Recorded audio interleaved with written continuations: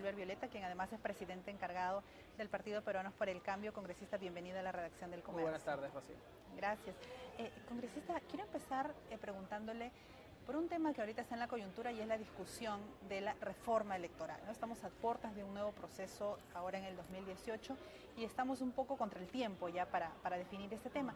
En principio quería preguntarle si usted participó en la elaboración del proyecto que presentó el Ejecutivo sobre reforma electoral hace unos días. No.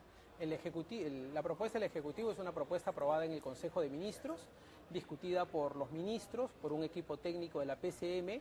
Obviamente yo soy como parlamentario, no intervengo en esas discusiones, ni tampoco en el equipo técnico de la PCM. Nosotros como parlamentarios hemos integrado la Comisión de Reforma Parlamentaria que existe en el grupo de trabajo en la Comisión de Constitución. Y que está para entregar su informe, ¿no? Y que mañana debemos tener nuestra última sesión y que además es un grupo multipartidario. Así es que lo que esperamos es que el texto que resulte de eso sea un texto de consenso de todas las fuerzas políticas. Así es que esta reforma no le pertenece a un partido en particular, es una reforma que viene siendo alentado por todas las fuerzas políticas. Uno de los aspectos del proyecto del Ejecutivo que ha llamado la atención es esta reducción de las firmas que se requieren para presentar o inscribir una agrupación política, de 750.000 a un promedio de 175.000 firmas.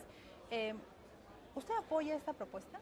Mira, por ejemplo, ese es un buen punto en el que nos permite demostrar de que efectivamente en el Congreso hemos mantenido la valla actual, que es el 4%, que son más o menos 700.000 firmas, mientras que el Ejecutivo, más bien por un tema de derecho comparado, comparando varios países, lo ha reducido del 4%, propone reducir del 4 al 1%.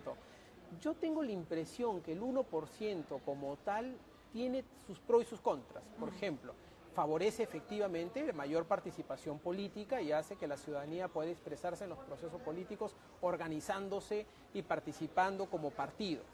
Un poco el inconveniente es que si salimos de pensar solo en partidos y pensamos también en los movimientos regionales, lo que genera una valla baja es que se genera lo que se llama atomización o proliferación de muchas organizaciones políticas. Entonces, como en el caso de Arequipa, que pongo por ejemplo, en la elección anterior habían 45 movimientos regionales tratando de terminar su inscripción y participar en el proceso electoral. Eso, más que beneficiar a la ciudadanía, genera atomización en el sistema político y, por otro lado, hasta confusión en la ciudadanía, que ve que las fuerzas políticas pues se dispersan. Entonces, toda la lógica de la reforma de los últimos años ha sido cómo hacemos para que existan, ¿no es cierto?, más agrupamiento y menos dispersión. Claro. Por eso nosotros no cambiamos la cifra del 4%. Ahora, viendo un poco la recomendación del Ejecutivo, de repente vale la pena retomar la discusión y pensar que de repente ni 4 ni 1, un punto medio, y más bien un punto medio, yo diría 2%, por ejemplo, que sea razonable. Aquí yo no creo que hayan fórmulas determinantes. Aquí lo que tenemos que tratar de encontrar son puntos de encuentro que técnicamente sean lo que convengan para tener un buen sistema político en el país. Y si me permites una cosa, Rocío, cualquier reforma que vayamos a hacer en el Perú tiene que pensarse en una primera idea, que se tiene que hacer para que tenga como objetivo facilitar la participación de los ciudadanos, pero legitimar el sistema democrático en nuestro país como parte del modelo republicano, que la democracia sea algo que la población vea que los beneficia y no que sencillamente es un lío de partidos políticos. Ahora, hablando de la reforma, o del grupo, mejor dicho, que está por emitir su informe con recomendaciones y del que usted forma parte, ¿ha llamado la atención esta propuesta de que sea un requisito para postular o para participar en elecciones que el partido tenga 3 años de haberse inscrito? ¿Usted avala esta propuesta? Esa es una propuesta del congresista Mulder, esa no es una propuesta que venga ni Todavía del no la hace Ejecutivo ni suya del jurado. la comisión. Todavía no lo hemos hecho y mañana lo vamos a revisar. ¿Qué cosa es lo que propone el proyecto de ley? Que un partido político tiene que estar inscrito y para ganar el derecho de participación tenga que tener al menos 3 años de constituido y que por lo tanto el candidato tiene que haber participado por lo menos 3 años en esa organización política. A ver, yo te diría que una vez más hay que poner las cosas en balanza. Tampoco debería ocurrir que un partido político se inscriba cuando el calendario electoral ya está corriendo y que faltando una semana para el proceso electoral se inscribe y dice tengo derecho a participar y resulta que no ha seguido todo el proceso electoral, ¿no? Eso es poniéndonos en el otro extremo. Pero probablemente 3 años es demasiado porque entonces impide el derecho de participación de alguna gente que legítimamente viene haciendo un trabajo con tiempo de anticipación. Más aún si consideramos que inscribir un partido político no se hace de la noche a la mañana. Claro. A nosotros nos tomó 3 años inscribir nuestro partido político y recolectar 650.000 firmas. Entonces no es un trabajo fácil. Yo diría que si es que cerráramos el calendario electoral un año antes, o sea, por ejemplo, para la elección presidencial que se realice en 2021. En 2021, si lo cerráramos un año antes, creo que nos da seguridad jurídica, sabemos cuáles son las reglas y a la vez sabemos quiénes son los jugadores que participan en el proceso electoral y nadie tendría por qué sentirse afectado. Un año me parece súper razonable, 3 años me parece un poco exagerado. Porque si esa norma hubiera estado vigente, el señor Kuczynski no hubiera podido postular a la Ni presidencia. ningún otro candidato que ha sido probablemente presidente en los últimos años. Ahora, ¿qué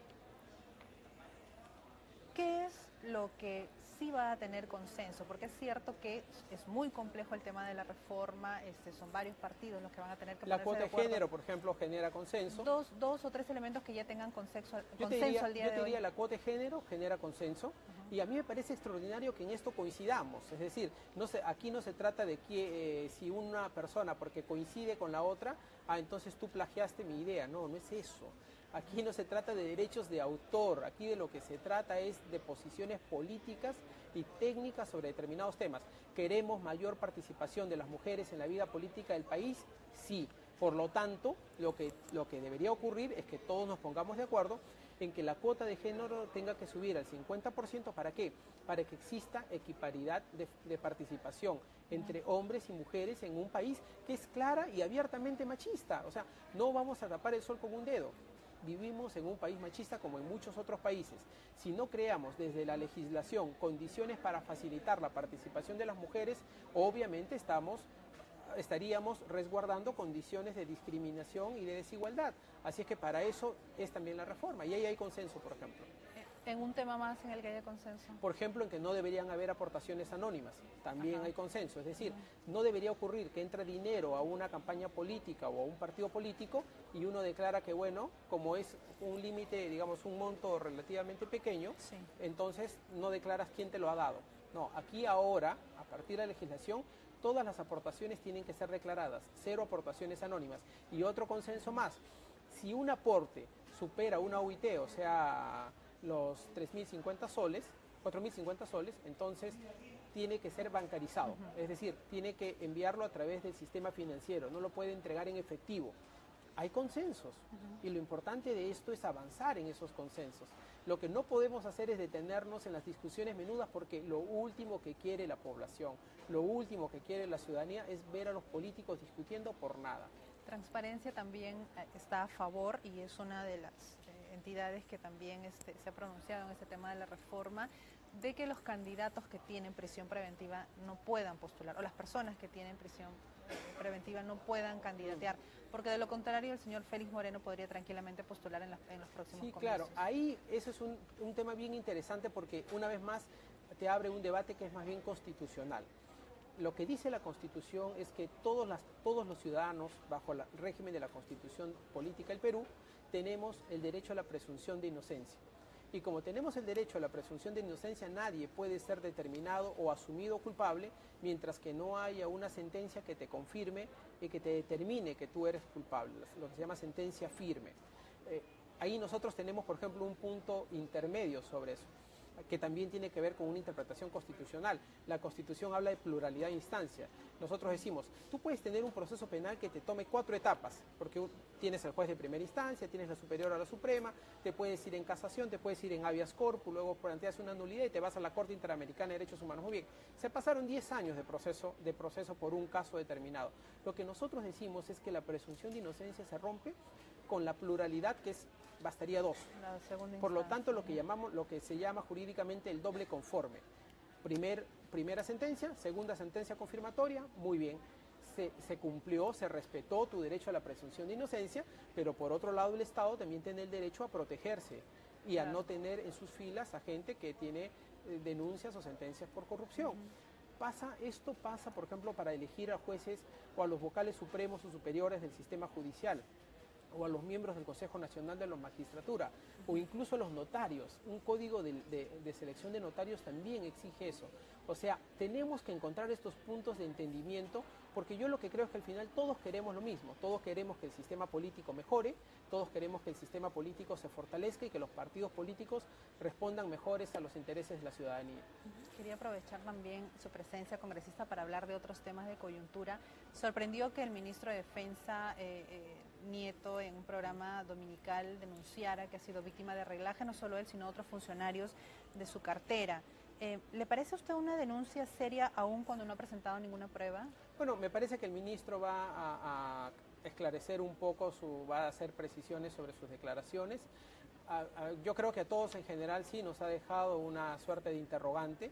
Sí, yo te digo una cosa, sin haber conversado el detalle con el ministro, sí creo que hay que ponerle atención a algunos detalles. Recuerdan el caso Moreno, fueron unos audios grabados en este gobierno, el caso del congresista Mariano González en el Ministerio de Defensa, en este mismo ministerio.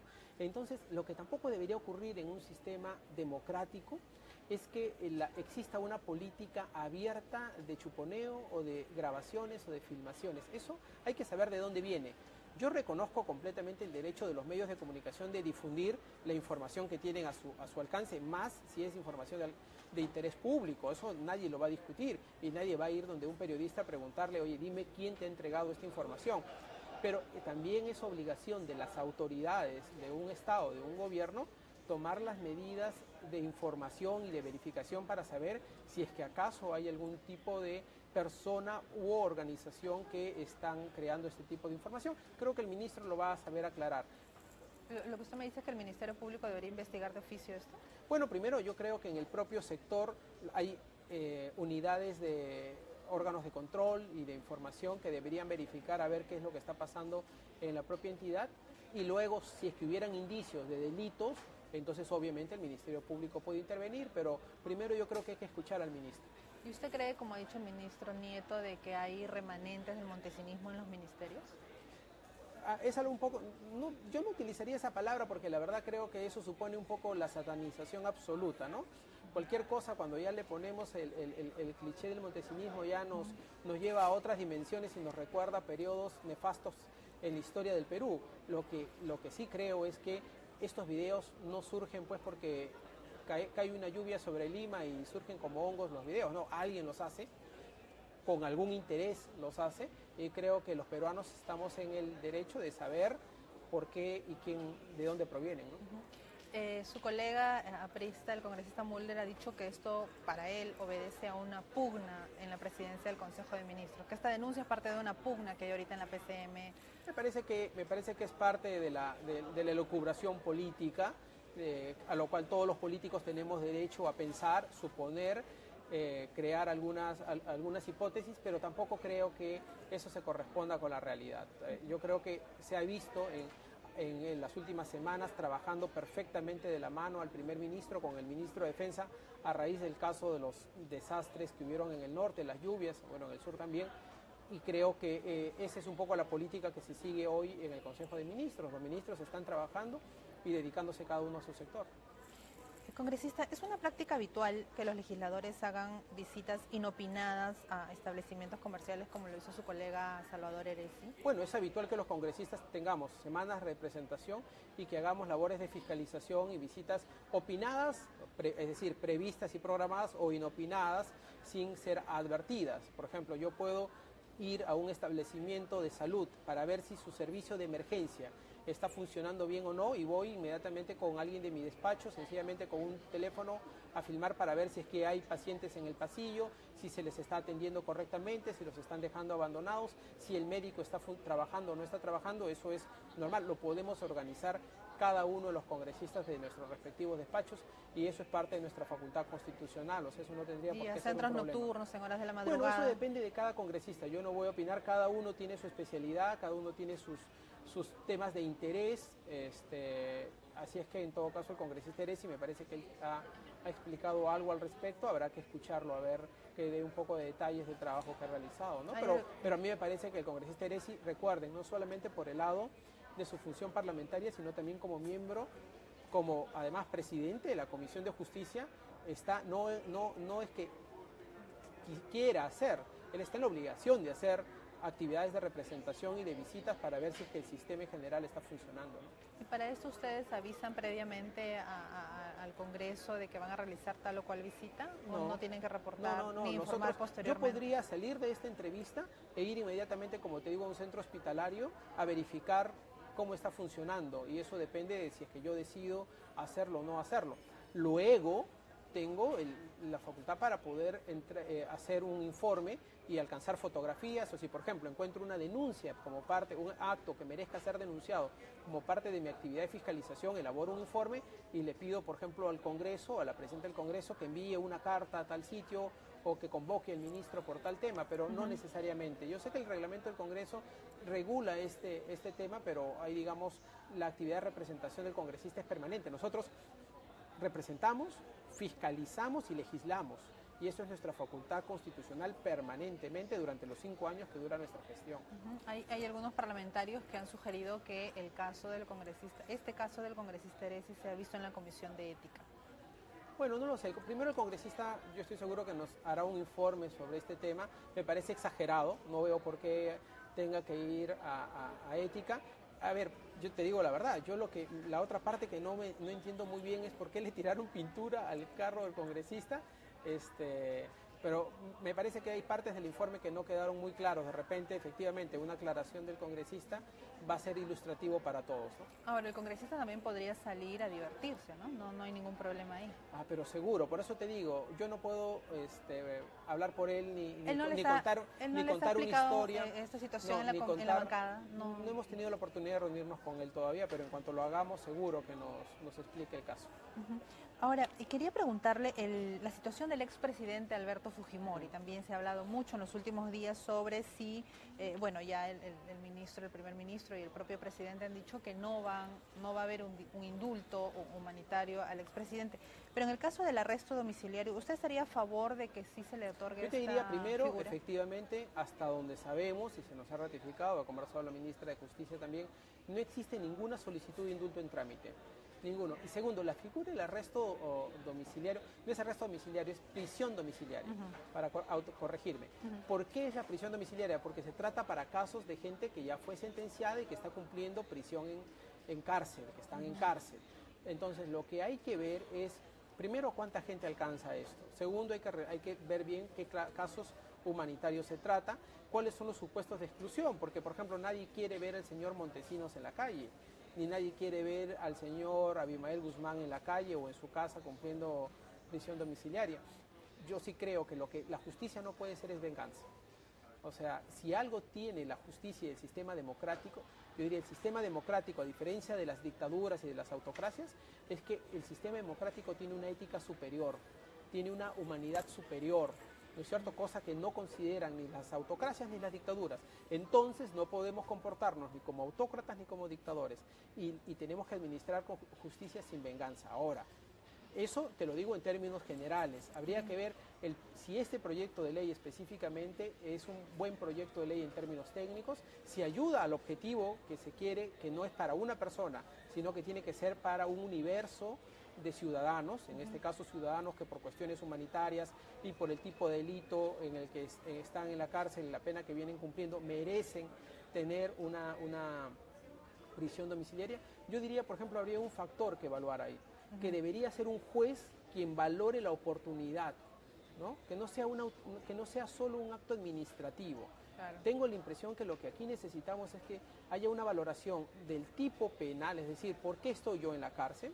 Y que el caso sea planteado ante un juez y que el juez tenga la facultad de poder valorar, sopesar el caso, estudiar el caso en este caso del procesado, del reo, de la persona que sufre la carcelería y poder determinar si corresponde. Pero estoy poniendo una hipótesis al aire, no significa que eso sea una posición. nosotros todavía no hemos tomado, sobre este proyecto de ley específicamente como bancada, no hemos tomado ninguna posición alguna, ¿no? Pero tal como está planteado el proyecto del señor Vieira, que es el único que existe hasta el momento en ese sentido, ¿lo aprobarían o no? ¿O es un proyecto que no tiene... Me parece que es un proyecto de ley que le falta todavía mucho desarrollo técnico. Mucho, yo lo he visto y me parece un proyecto todavía verde. Es decir, tal y como está, ustedes no lo van a apoyar. Tal como está, a mí me parece que no creo que ninguna bancada todavía la apoyaría. Este proyecto se va a ver en la Comisión de Constitución que usted integra, ¿no? Debería verse en la Comisión de Justicia y de Constitución. Okay. Todavía no ha sido puesto en la agenda de las comisiones. Ahora, el caso del expresidente Ollanta Humala. En los últimos días hemos visto cómo han salido a la luz unos audios que tienen relación con el caso Madre Mía, que en su momento fue archivado.